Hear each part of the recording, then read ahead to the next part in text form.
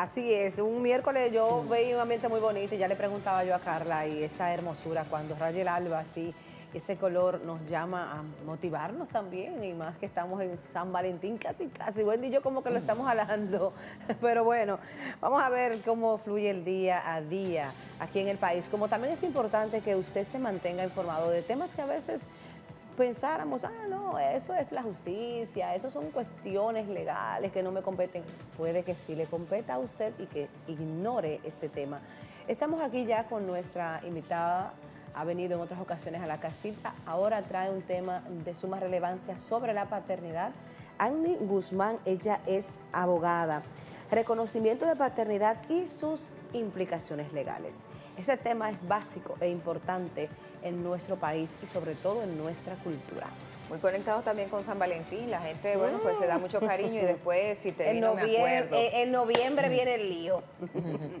Bueno, Annie, muchísimas gracias por estar con nosotros. Un tema que realmente hay que abordarlo porque las implicaciones legales que pueda tener esa criatura dependerá también de su futuro. Vamos a hablar de la paternidad, que la responsabilidad que se tiene que asumir desde el mismo momento de la concepción. Muy buenos días y muchas gracias, Wendy, Esther, por la invitación, por participar nuevamente en este espacio. Y qué bueno que traigamos a colación un tema tan relevante, sobre todo para el derecho de la niñez, porque ciertamente lo que los niños reciben a raíz de tener una paternidad y una filiación de manera responsable, realmente es un derecho constitucional que comienza, como bien dijo Wendy, desde la concepción. Entonces, en el caso dominicano, ¿qué ley es la que regula ese derecho de paternidad? Porque pudiéramos decir, bueno, yo tengo 5 muchachos, y a veces de diferentes padres, eso es su vida, pero el niño en cuestión es una razón para el futuro, ya lo decía nuestra compañera Wendy, desde la concepción hasta su futuro. ¿Qué regula aquí en República Dominicana esta situación de paternidad? En primer orden, la ley 136-03 para tema de la niñez regula la filiación y el reconocimiento de paternidad que deben de tener o que deben de gozar los menores. Entonces, en esas disposiciones legales, por ejemplo, nosotros tenemos que desde que la mujer está gestando, por un reconocimiento voluntario, puede dársele ese apoyo y ese reconocimiento, valga la redundancia, a ese menor, pero se ejecuta posteriormente.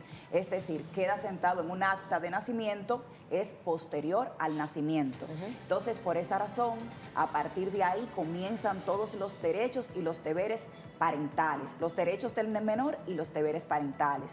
Esto trae obligaciones que son desde darle a ese menor un desarrollo pleno, un desarrollo integral que involucre no solamente alimentos, porque la gente dice, ay, pero eso es porque está atrás de la pensión. Sí, puede ser, porque el alimento es fundamental para el desarrollo integral, pero además de eso también hay otro tema, y es que el menor tiene el derecho a compartir, tiene el derecho a convivir con sus progenitores. Y cuando hablamos de que una persona tiene también el derecho a la identidad, es necesario que sea reconocido. Entonces, por ese motivo es que nuestra ley regula que ese disfrute de todos los derechos fundamentales del menor nazcan desde la concepción hasta el desarrollo pleno e integral de ese menor, que tiene que ver tanto con su padre como con su madre. Entonces, ¿cuándo se cumple esa ley? Y ya, Wendy, ya es obligatorio, ¿no? Como decía ya. Es obligatorio sobre todo para...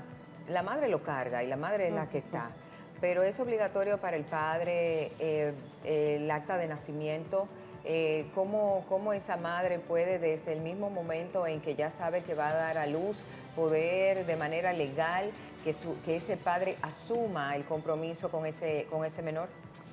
Fíjate que esa pregunta es muy importante porque nos permite explicar lo siguiente. Hay diferentes tipos de reconocimiento. El reconocimiento voluntario, donde el padre puede ir a la oficialía del Estado Civil y declarar que es el padre. Ahora bien, si hay una litis sobre si no estoy de acuerdo o si no estoy seguro de que ese hijo es mío y la madre entonces quiere ciertamente que haya un reconocimiento, puede demandar ese reconocimiento de la paternidad. Ahora bien, cuando se da esa decisión judicial, entonces se procede a inscribir a este menor en la oficialía del Estado Civil con ese apellido, con esa identidad. Pero hay otra forma, y es la posesión de Estado. La posesión de Estado permite que a raíz de el nombre, el trato y la fama se pueda identificar que esa persona ha sido quien le dio la vida o el padre de ese menor. Entonces tenemos estas tres fórmulas que nos permiten a nosotros poder dar esa filiación, que es como se llama en derecho. O sea, tenemos esa filiación, entonces donde tenemos al papá, que puede ir directamente y decir voluntariamente desde la concepción inclusive, este es mi hijo. Se ejecuta posteriormente en un acta de nacimiento ante la Oficialía del Estado Civil. O si no lo quiere reconocer, entonces la madre va. Pero hay una cosa muy importante, y es que el menor, cuando es mayor de edad, también puede demandarlo. Entonces, si por ejemplo... Ha pasado en muchos casos, sí. Después de ser mayor de edad, puede demandar él mismo en su propio nombre la afiliación y el reconocimiento de su padre. Y entonces el cambio también de apellidos y todo lo que conlleva esto, una acta de nacimiento ya de reconocimiento y demás. Pero ¿qué pasa cuando el padre es putativo? Cuando es un padre que asume, aunque sabe que ese niño no es de él, y asume igual y le da su nombre, le da su apellido, lo tiene bajo su techo y obviamente también bajo las directrices de ese hogar. ¿Qué pasa con ese papá que decide criar a ese niño, a esa niña? Sabes que esa pregunta es una pregunta muy profunda y que ha dado origen incluso a sentencias del Tribunal Constitucional muy importantes, porque es justamente cuando ese padre le ha dado ese nombre, trato, fama y apellido que consta en un acta de nacimiento. Entonces, por algún motivo puede haber pasado que no sea el padre biológico. Entonces, en esa circunstancia se ha abierto una litis que ha reconocido la paternidad socioafectiva. En ese caso, Andy, de la paternidad, porque tenemos un caso que nos comparten, ¿qué ocurre? La persona está embarazada, se casa con alguien que no es el papá de la criatura, luego él le da su apellido, pero se divorcian. Entonces ahora el papá, la persona solicita una pensión alimenticia para la criatura. Entonces ahí cómo esto se puede resumir. El niño no es biológicamente de él, pero lo declaró, pero la madre exige una pensión del que no es. Y en ese caso yo le sumaría, ¿y si aparece el papá entonces? No, pues es una abusadora. No, pero mira, ¿qué pasa en esa entramada? ¿Qué pasaría? Eso es un conflicto más profundo que incluso el que plantea Wendy, porque cuando esa situación pasa hay que ponderar varios asuntos.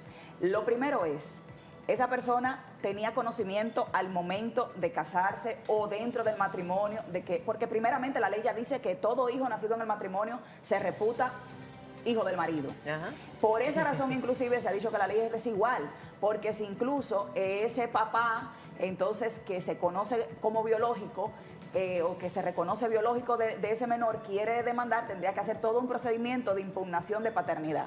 ¿Por qué? Porque si esta mujer, por ejemplo, ha pasado casos, porque nos podemos ir a un abanico completo de posibilidades, sí. En donde esta mujer, por ejemplo, no se había divorciado, pero tiene una relación ya con otra persona y ese hijo nace para la ley dentro del matrimonio que ya no existe. O sea, existen papeles, pero no existe en la realidad. Entonces, en esa razón, hemos tenido procesos en donde es el papá que convive con la mamá, pero que no está legalmente casado, tiene que solicitar el reconocimiento de esa paternidad y demandar a la madre con la que convive para que entonces se le pueda hacer todo el tema de la prueba de ADN y todo lo demás. Si no ha convivido ese menor con ese padre, la solución es un poquito más práctica y más rápida porque la solución ahí viene por la prueba de ADN. Pero si es en el caso contrario, en donde el padre ya le ha dado ese apellido voluntariamente, ha tenido tiempo de convivencia con ese menor, entramos en un conflicto del interés superior del niño. Porque ese niño tiene el derecho a una identidad y también tiene el derecho a ser reconocido. Y asume a esa persona como su padre. Y asume a esa persona como su padre y la sociedad también ha entendido que ese hijo es su hijo. No, y emocionalmente esa criatura está conectada. Entonces ahí entramos en un conflicto incluso donde técnicamente pudiera solamente ponderarse en los tribunales, ver y valorar cuáles han sido esas circunstancias, porque no es como yo estoy contigo, reconozco el niño porque tú eres mi esposa, yo sabía que no era mi hijo, pero entonces ahora que ya no estoy contigo, no quiero que tenga el derecho de un hijo. No, no es tan simple. Entonces tendríamos que entrar en todo un litigio que se llevaría ante el Tribunal de Niños, Niñas y Adolescentes y específicamente en el área civil, para poder determinar esas casuísticas, esas causales, esos requisitos legales y sobre todo, como dije anteriormente, por qué nosotros tenemos que velar principalmente y de manera primordial, que es uno de los requisitos fundamentales de la ley, que es el de prioridad absoluta y del interés superior del niño, del menor. Agni, pero entonces hay otra pregunta también. ¿Qué pasa cuando, como bien decías, ha pasado también que han colocado niños que no son de esos papás y que cuando van sobre todo a temas de migración, pues ahí entonces, se destapa la caja de Pandora, los muchachos no son míos. Y hay padres que tienen 2 y 3 muchachos con diferentes personas y después entonces se enteran de que esos niños que ya llevan 10, 12 años, 13 años de convivencia, ahora no son hijos míos. Pero también hay otro tema, siempre hablamos del padre, pero ¿qué pasa también con la madre cuando no quiere simplemente reconocer a esa criatura? Bueno, la filiación de la madre se prueba con el nacimiento del menor. O sea, es más fácil para la ley determinar quién es la madre de un menor, a menos que esa madre entienda que por alguna circunstancia específica, vamos a decir, le cambiaron el niño en el nacimiento, como se han visto errores como ese y demás circunstancias que pueden darse, pues entonces pudiera empezar un proceso para que se pueda reconocer la maternidad real, pero la filiación en principio se prueba con el nacimiento. Partiendo de eso, la situación en la que, la otra parte que me planteas, en la que hablas sobre que el padre no sabía, entonces había que probar ese fraude, ese engaño, ese nivel de desconocimiento y entonces entrar también en otro proceso en el cual él pueda, a través de esa prueba de ADN, determinarse que ciertamente ha sido víctima de un engaño. La ley prescribe determinadas circunstancias con las cuales puede hacer este tipo de aseveraciones. ¿Y hay alguna sentencia para la madre por todos los años de engaño con ese padre? ¿Qué podría entonces ese hombre poder decir a su favor? Que luego de 10, 15 años, cuando se da entonces cuenta de esta idea malsana, si se quiere, porque hay que ponerlo también claro, hay mujeres que han colocado hijos que no son esos los padres, y cuando ese padre entonces se entera, ¿podría entonces demandar de manera legal a esa madre? En principio sí. El Código Civil establece que todo aquel que ha sufrido un daño, la persona que lo causa tiene el deber de repararlo. Entonces pudiera iniciar una acción en daños y perjuicios. Ahora, la realidad de nuestro país es que nuestros tribunales son muy laxos con ese tipo de asuntos. Entonces, básicamente, nosotros no tenemos como un precedente que nos pudiera dar como o ser muy esperanzador en cuanto a eso y decir, bueno, todo aquel que se ha sentido engañado durante tanto tiempo, porque realmente la ley y los tribunales en cuanto a eso no tenemos así como... tanto porque las personas no lo hacen con frecuencia, como que también porque lo toman de manera muy sui generis por el hecho del interés superior del niño, todo lo que esa persona lo proveyó en favor de un menor. En ese momento posiblemente no se puede demostrar claramente el dolo, la culpa consciente. Entonces, por esa razón, ahí los tribunales tienen un poquito como de freno en cuanto a la imposición de una medida pecuniaria muy grave. O sea, que tendrás que mejorar eso. Hay una pregunta muy básica, quizás estamos en ambientes diferentes, sociedades diferentes, culturas diferentes. Y a veces el orgullo, diría yo, o el empoderamiento de la mujer, quizás pasa a no darle a ese niño lo que le corresponde por derecho desde su concepción. Le pregunto, Annie, cuando, por ejemplo, hay una situación de documentos, el padre no puede reconocer o la madre porque a la cédula hay un problema con el documento. ¿Cómo ese niño puede garantizársele esa identidad? Es una pregunta. Entonces, en la otra le pregunto, ¿qué decirle a las mujeres? A veces yo he escuchado a Annie, dice, no, porque mi muchacho es mío y yo lo mantengo y no quiero que ese hombre me le dé nada. O sea, está bien. Y hay otro que le dice, ese muchacho no es mío, yo no le voy a dar dinero. Entonces, esas implicaciones hay en todo ese conglomerado.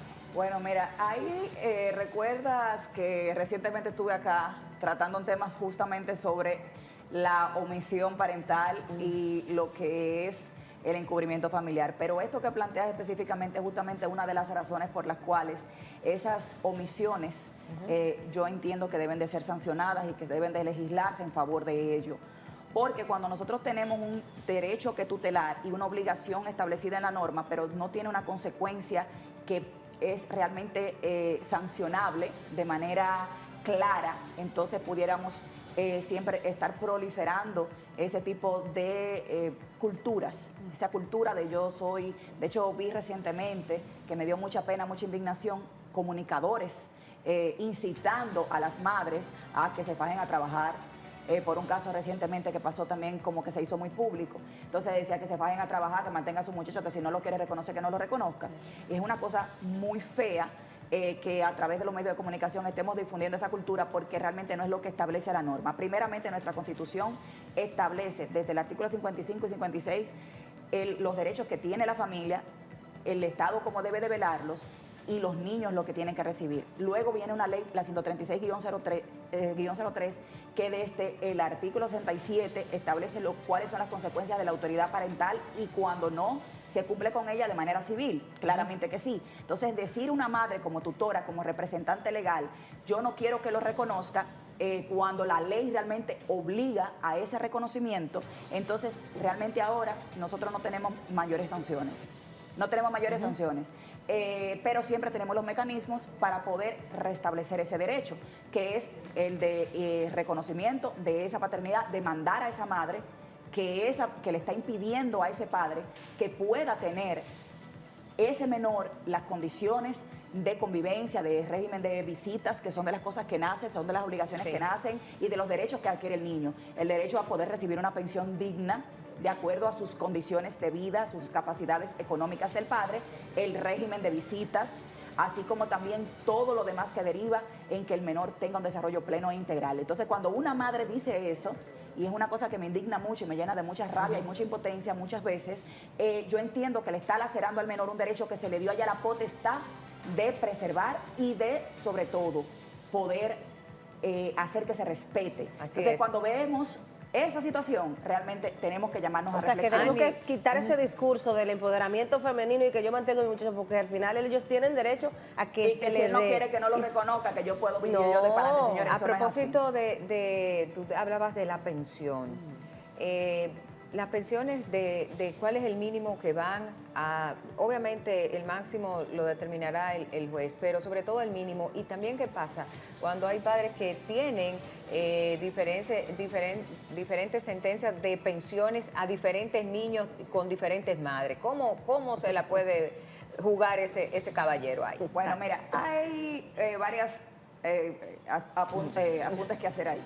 Lo primero es, el mínimo que dice la norma es que si usted no trabaja, no es que haya un mínimo, porque por acuerdo se puede establecer el monto que las personas entiendan razonable, de acuerdo a las capacidades económicas y demás. Padre y madre pueden llevar un acuerdo, llevarlo al tribunal y el tribunal homologarlo. O sea, pero usted sabe que el tema del acuerdo es prácticamente nulo. Cuando una madre le mete una pensión a un hombre es porque no hay acuerdo de ningún tipo.